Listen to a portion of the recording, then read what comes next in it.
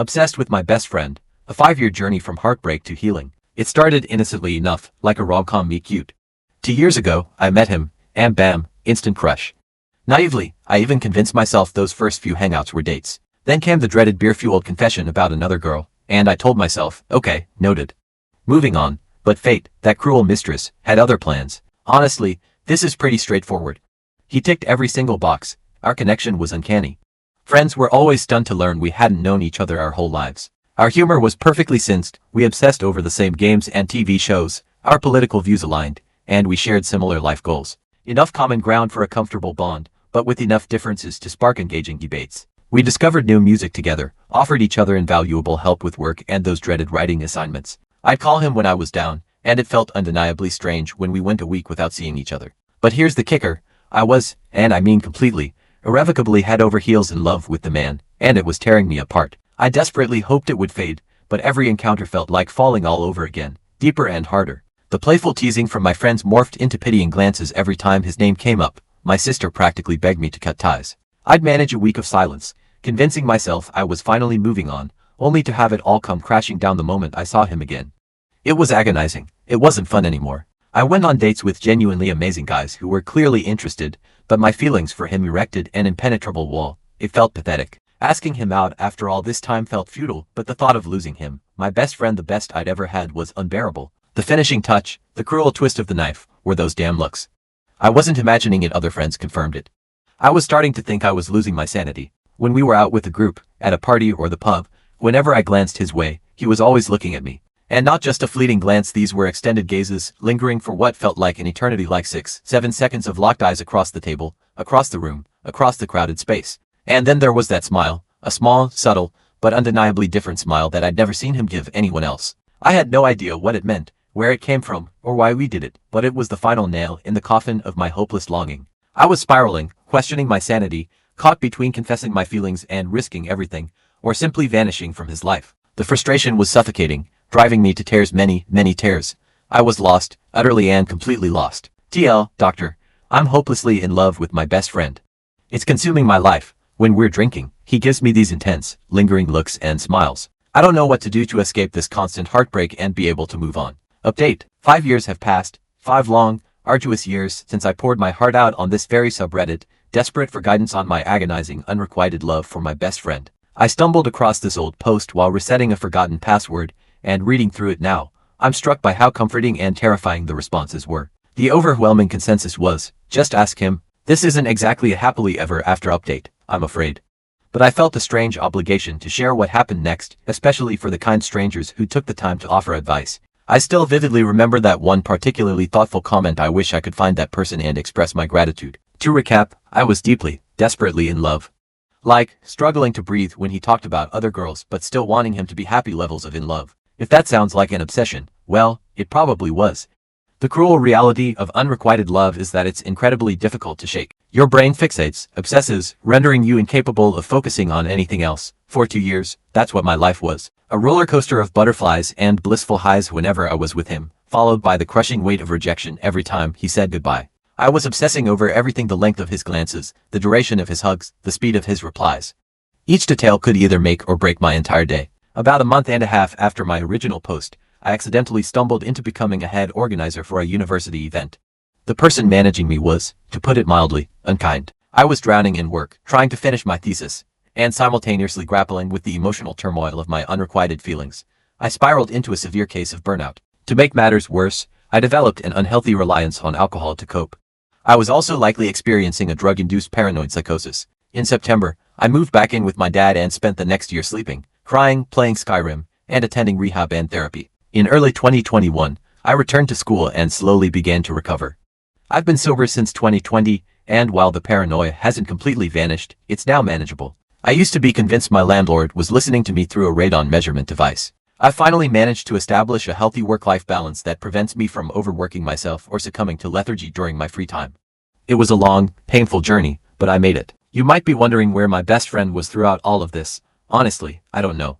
I went back through our text messages, and it appears he tried to call a few times in early September. I didn't answer, and then, nothing, until around Christmas, when he casually asked if I wanted to meet up sometime. I said yes, but never followed through. He hasn't texted me since January 4th. I don't blame him for not reaching out more. My silence is what ultimately ended our friendship, the same silence that destroyed every other friendship I had at the time. Alcohol addiction, crippling depression, and paralyzing paranoia aren't exactly conducive to maintaining relationships, but I still deeply regret those choices. If I were to write a relationship post today, it would be an apology for my appalling behavior. But this is starting to feel like a journal entry, so I'll stop the reflections here. In hindsight, with years of therapy under my belt, I don't believe I was truly in love with him. I was in love with the idea of him. Obsessed, definitely. A part of me, I think, even enjoyed the fact that he was so clearly unattainable. Genuinely, it would shock me if he ever harbored any romantic feelings for me. He spent 2.5 years ignoring my painfully obvious attempts to deepen our relationship. For example, he'd say he was waiting for the right person, and I'd respond, "Sometimes I feel like I already have. Do you ever feel like that?" And he'd simply reply, "I don't think so." Or, "Maybe you just don't know, the heart is weird sometimes." And when I'd press further, he'd firmly state, "I'm pretty sure I know." Once, we were discussing why people fall in love, and I genuinely tried to convince him that a deep friendship was all you needed. He vehemently disagreed, insisting on the necessity of sexual attraction. I even tried to get him to do those 36 questions that will make you fall in love with me. I relentlessly sought excuses to hold his hand. Rest in peace, my palm-reading career. You were nothing more than a thinly veiled attempt at finger-touching. And he resolutely never went along with it. The same went for hugs, arm-touching, and strategically sitting just a little too close during outings so I could better hear him. He usually responded by suggesting we move outside, where it was quieter. Very thoughtful, but decidedly not the goal. One night, alone in my apartment after a club event, after one of those particularly long shared glances, I asked him, in that soft, illusion-preserving voice you reserve for someone you're desperately trying to impress, what he was thinking about. His response, "I'm not sure I agree that Geertz's metaphor about blinking makes that much sense," referencing an article we just read in class.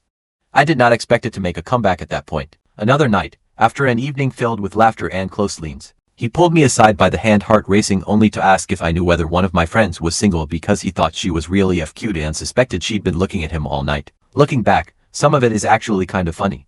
I have no idea if he knew, or knows now, that I was in love with him. I wouldn't be surprised if some of my old friends eventually told him, but of course, he's never reached out about it. I think I kind of liked the safety of this person who clearly didn't reciprocate my feelings. Not that it made the heartache any easier, but there was a certain messed up comfort in pining for someone who didn't want you back. The confirmation made up for the lows of crying in my apartment stairway when I got home after a date. Today, I mostly feel bad for him and ashamed of myself. Regardless of whether he knew or not, I'm clinging to the fact that he seemed to genuinely value our friendship, hoping it's some indication that he never felt creeped out or uncomfortable by my behavior, because it was pretty creepy. In the end, once I gained some distance, my therapist advised against meeting him again, for my own well-being. By early 2020, I wasn't as painfully in love anymore. A while later, I met someone I connected with just as deeply. We've been together for almost 3 years now and are talking about starting a family soon. He wants to get married first, but insists on being the one to propose, so I'm just patiently waiting for the day. I'm slowly growing old and gas bored. I'm sober. I go to my boring, stable mid-level career. I save for retirement and summer travel. I help my dad on his farm. I crochet little animals for my newborn niece. I come home to a man who plays his silly video games, and I play my own. We go for walks and debate whether to order takeout or cook. I have some regrets about how my early 20s unfolded, but I wouldn't trade where I am now for anything. Doctor, I didn't ask him out. Instead, I had a severe mental health crisis, cut off all my friends, got sober, and slowly clawed my way back. I'm now happy with how my life turned out. Oh, and those looks, I genuinely didn't exaggerate. A mutual friend once commented on them. I still have no idea what was up with that. He doesn't strike me as someone who would intentionally lead someone on, more like he was just painfully socially oblivious. But I still wonder about those goddamn looks. The overbearing stepmom. Was I wrong to confront her after this Disney nightmare? My dad, 3-F, has been married to Sasha, fake name, for almost a decade.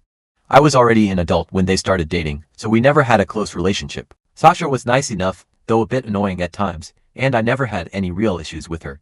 Now, I have a husband and 2 kids. Sasha is very fond of my children, especially my daughter. Too fond, it turned out. Her doting became suffocating quickly, so we started setting boundaries. She generally respected them until recently. We decided to go on a trip to Disney World and invited them to join us. It was supposed to be a celebration of our son's 9th birthday. I quickly regretted agreeing. Sasha spent the entire trip fussing over my daughter in ways that completely disregarded every boundary we'd established. For example, Sasha bought a Minnie Mouse ears tiara. She wanted me to buy my daughter an identical one so they could match. My daughter didn't want the tiara, so I bought her a Donald Duck hat instead. Sasha bought her the tiara anyway and was visibly upset that she didn't want to wear it. My dad and Sasha went shopping between park visits. I specifically told him not to buy anything for the kids since we still had shopping to do and didn't want to overpack our bags. Still, Sasha returned with 5 bags of clothing for my daughter and 2 for my son, claiming she couldn't resist. My daughter wanted a Belle costume to wear in the park since Belle is her favorite princess. Sasha tried to convince us to get her an Ariel costume instead because that's Sasha's favorite. I explained that we don't watch The Little Mermaid at home because my daughter is scared of Ursula. Sasha insisted on taking dozens of pictures with my daughter in front of the castle at Magic Kingdom. She took some with my son, but not nearly as many. She tried to convince us to take our daughter to Babidi Babidi Boutique. We refused because the prices are outrageous, and we'd already bought her the Belle costume. She offered to pay, but we stood our ground. I later discovered that Sasha tried to make a reservation anyway, but thankfully, there was no availability. When we took our daughter on Slinky Dog Dash, her first roller coaster, Sasha tried to sit next to her. My daughter wanted to sit with me, so they had to switch. Sasha tried to do the same thing on other attractions. At the Muppets Theater, she tried to get my daughter to sit in her lap. Sasha also tried to pick her up while we met some of the characters. There were more instances, so many more, but the final straw came on the last day of the trip at Magic Kingdom. My husband suffered a minor injury, and I had to take him to first aid. The kids wanted to go on the Peter Pan ride, so my dad and Sasha offered to take them in the meantime.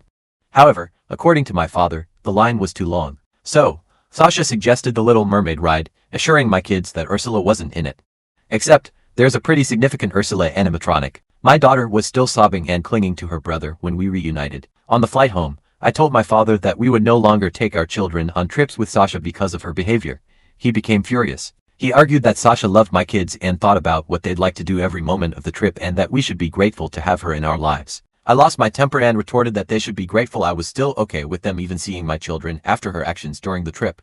We had a massive fight. It's been weeks since we returned home, and my father is still angry at me and my husband. Sasha has texted me a few times, saying she's sorry if she made me uncomfortable but that she loves my kids and hopes to use trips like this to spend more time with them. To be honest, I don't think I'm in the wrong, but I do think I might have overreacted.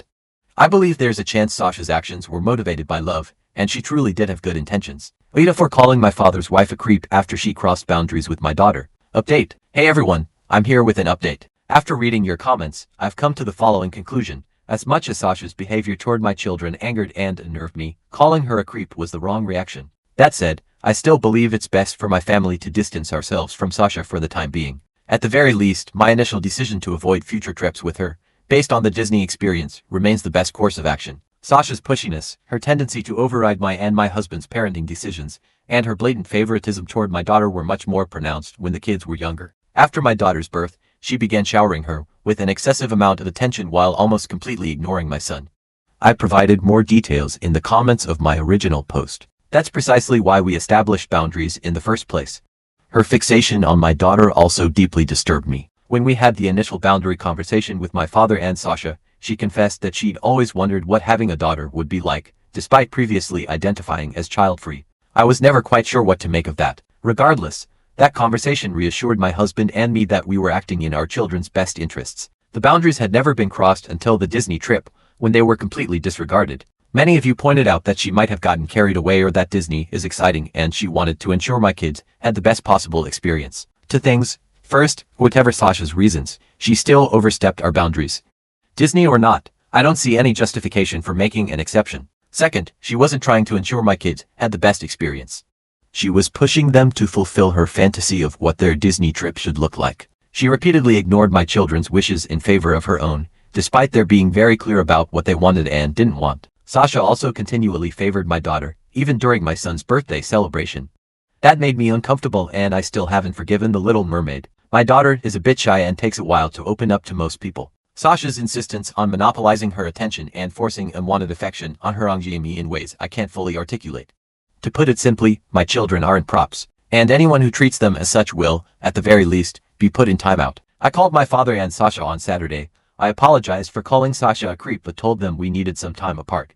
They won't see my family until my younger sister's birthday in late March. If that goes well, they'll be invited to my daughter's 5th birthday party in May. After that, we'll slowly work on re-establishing contact. I also made it clear that if they overstep our boundaries again, the consequences will be far more severe.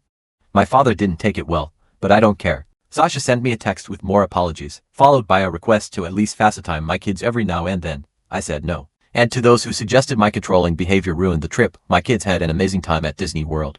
They're both still talking about it. My daughter keeps asking us to put her pictures with the characters up on the wall, and my son says he had the best birthday ever. I think that's it. Thank you for your advice and support on my first post. Update. Last time I posted here, I mentioned that my father and Sasha wouldn't see my children until my younger sister's birthday.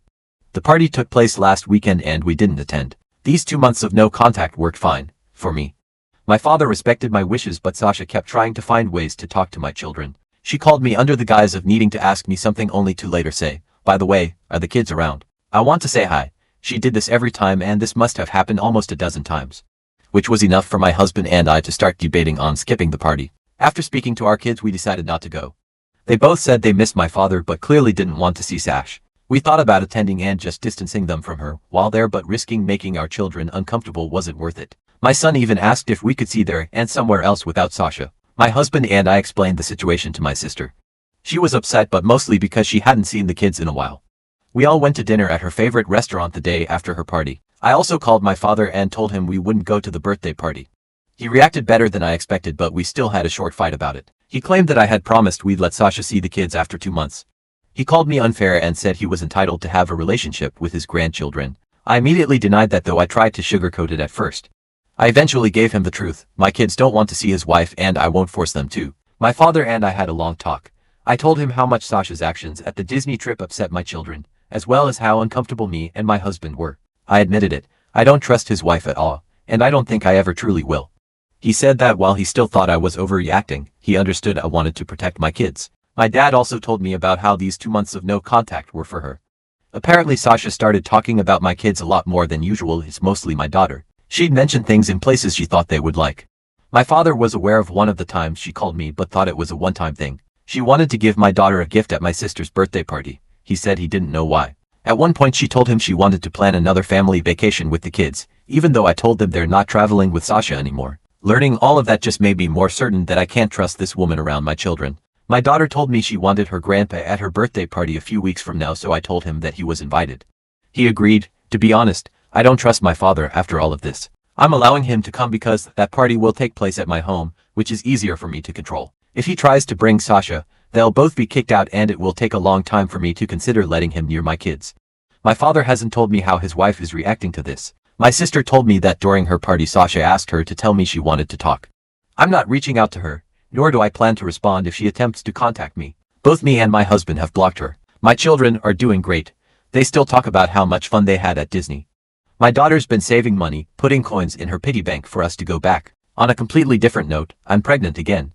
This was completely unplanned. I always said I wanted 2 kids at most, and the third would have to be a huge accident. But my husband and I are ecstatic. I'm still in the first trimester, so not a lot of people know. We're brainstorming ways to tell our kids. Overall, I'm happy with my life right now, and as much as I wish this Sasha situation had never happened, I feel like a better parent after dealing with it. I have never been more confident in my abilities to protect my children than I am now. I don't think I'll update again anytime soon. Once again, thank you guys. I wish you the best. Update, September 3rd. First of all, my father didn't bring Sasha to my daughter's birthday party back in May. I didn't really think he would. I made it very clear I wouldn't tolerate that. But I'd be lying if I said your comments didn't make me a little paranoid. Secondly, I've just entered my 3rd trimester, and the baby will be here in November. The kids are ecstatic.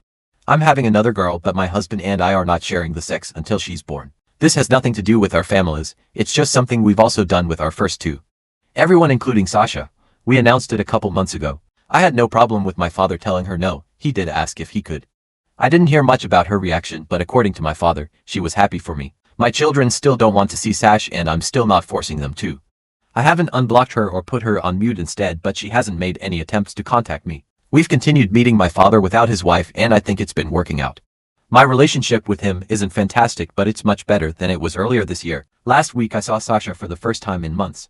My cousin threw a party at her place. My husband and I attended. I knew she'd be there, but since the kids weren't with us, son had a sleepover, daughter stayed with my mom. I didn't really have anything against seeing her. They arrived sometime after we did. My husband and I spoke with them for a few minutes and it was less awkward than I expected. Sasha asked me about the baby sex and I told her we weren't telling anyone, which again is what we've always done. About 20 minutes later my father told me they had to go. I thought it was weird that they were leaving so soon, but I didn't think much of it at the time. He called me a few days ago and we spoke for a long time. My father is difficult to talk to, so the following is what I gathered from the conversation. He said they left early because Sasha was holding back tears after she saw me. She started sobbing by the time they got to the car, and they later had a discussion about it. Get ready, Sasha admitted she wanted kids.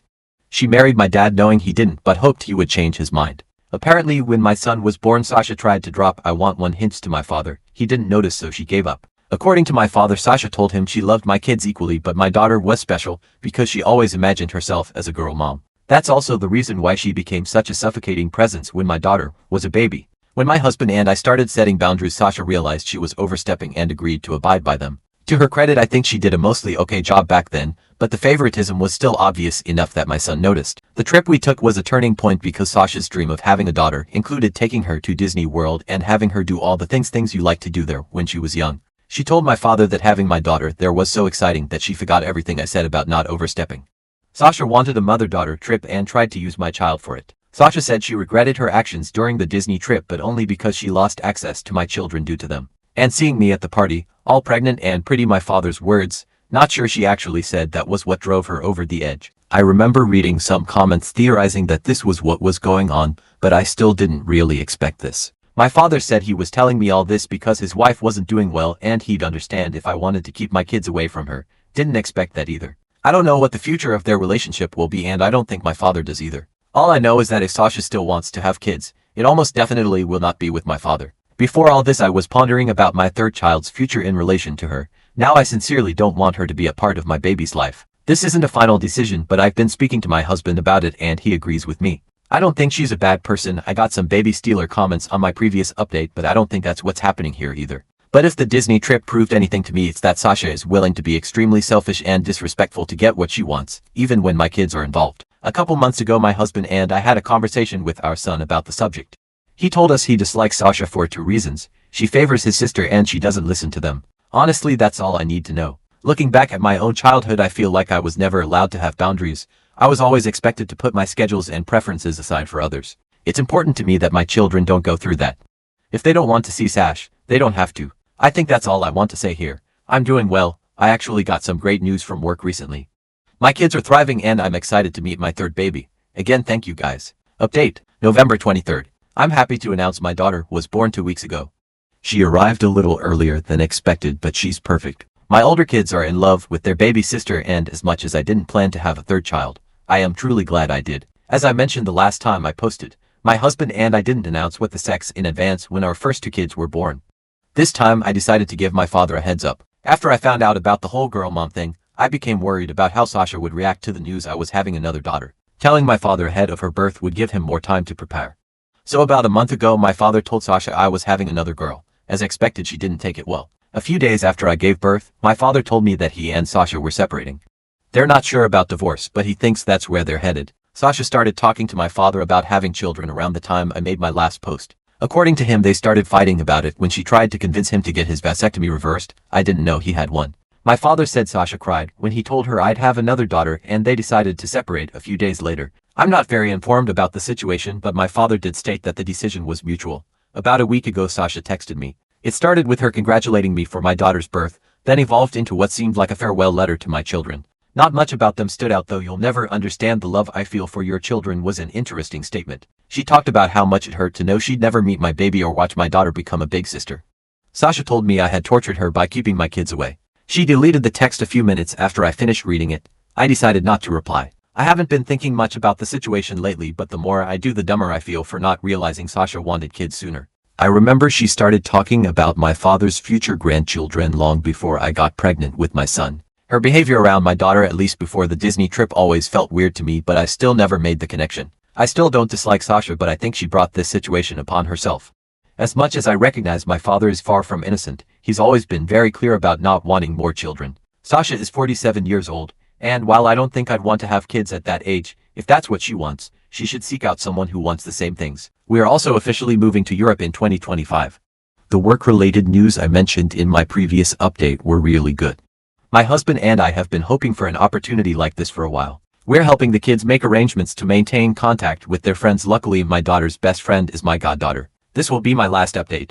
I'm busy with my baby and I'll definitely have a busy 2025 as well, so I don't intend to write about this anymore. I want to thank you all for the advice, reassurance, and kindness you have shown me. Thank you for watching. If you haven't subscribed yet, please do so and hit the notification bell to stay updated with more shocking real-life stories happening around you. Given everything you've just heard, do you think I handled the situation with my friend correctly, or were there things I could have done differently? Was cutting him out of my life the right choice, even though it was painful? What would you have done in my shoes, knowing what you know now? I'm genuinely curious to hear your perspectives on this whole complicated mess because I have been thinking about all of this and the years that has passed since then.